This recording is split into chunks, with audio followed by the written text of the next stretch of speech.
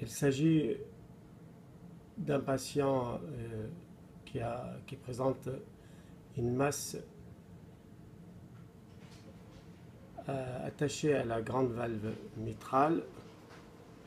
Il a déjà bénéficié il y a 24 heures d'un examen échocardiographique transthoracique qu'il avait montré. Ce matin, il va bénéficier d'un examen échocardiographique transœsophagien. Au début, donc, on revoit cette masse toujours attachée à la grande valve mitrale.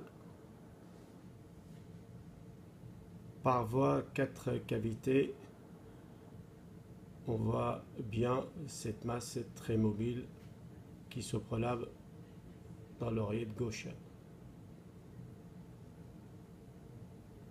La fuite aortique est toujours bien visualisée, alors qu'il y a une discrète fuite mitrale d'allure centrale à l'échocardiographie transthoracique.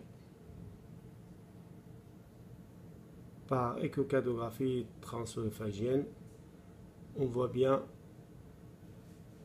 la masse attachée à la partie moyenne de la grande valve mitrale face auriculaire gauche et qui se prolonge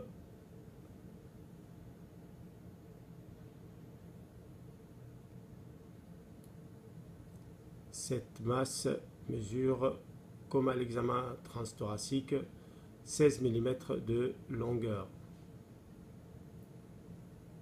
Par échographie transœsophagienne et en 3D, on voit bien la masse qui se prolonge dans l'oreillette gauche et qui est attachée à la partie médiane de la grande valve mitrale.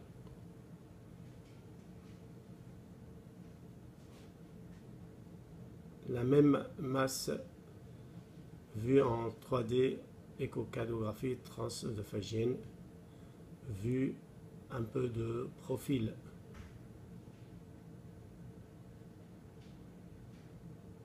En Doppler couleur et en échographie transœsophagienne, on visualise en effet une perforation de la valve mitrale, de la grande valve, au niveau de la masse.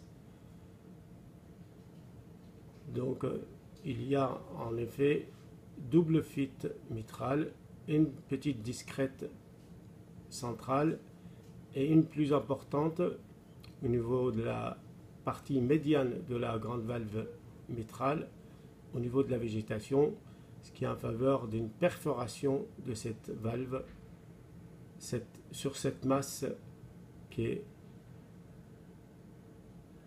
très fort probablement une masse de végétation sur endocardite de la valve mitrale.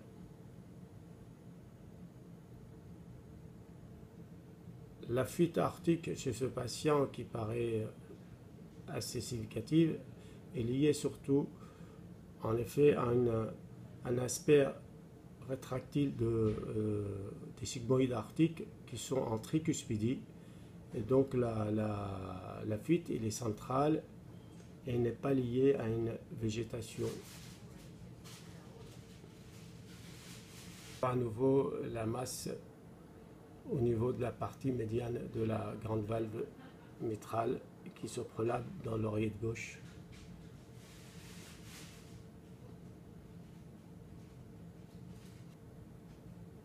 Encore une fois en 3D, échocardiographie transœsophagienne, on voit bien la masse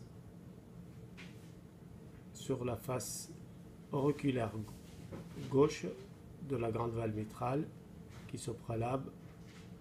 Donc on voit ici la grande valve et là c'est la petite valve. Il y a la perforation de la grande valve mitrale qu'on voit probablement ici et qui est un peu à distance de la masse